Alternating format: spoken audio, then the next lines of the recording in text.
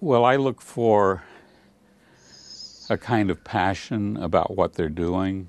That for me is one of the really defining features.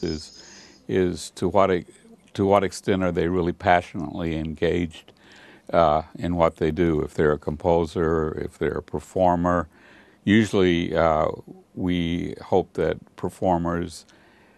composers are performing, and that performers are very well aware of arranging and composition, and that it's not these kind of exclusive roles, but roles that they exchange and have interchange with.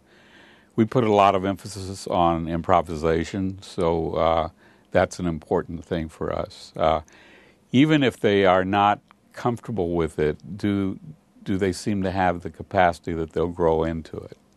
When we did our last thing that we did with California, consisted of a dance that was choreographed very carefully at both locations by one choreographer here, and he was choreographing for dancers in California as well. And then we had musicians here, comprised mostly of music education students, and we had at California sound designers who were going to do live sound design. And so what we did was we created a structured score in which we would determine the way that we would interact, and then we did improvisation between both groups. And I would say at least 2/3 of the musicians, and I had about 12 musicians, had not really been that much involved in improvisation.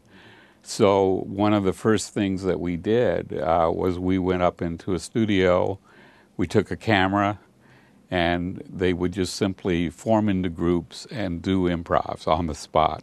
And using the camera as a way of capturing this was really an incredible kind of experience, because for the first time they saw themselves interacting.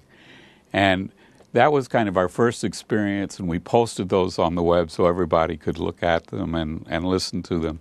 And then we started using the materials that we developed out of these kind of impromptu improvs to develop more sustained kinds of ideas. And this eventually led to what we did, when we did the Internet 2 performance. So improv is a very important part of what we do, passion for what we're doing.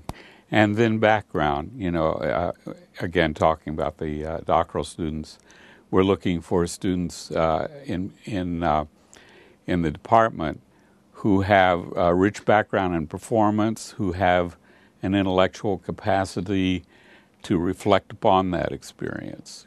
So that's one reason for that is that our performance degree is a PhD performance degree, and there is an intellectual kind of component to the writing of their dissertation that's slightly different than someone who might do a DMA, for example.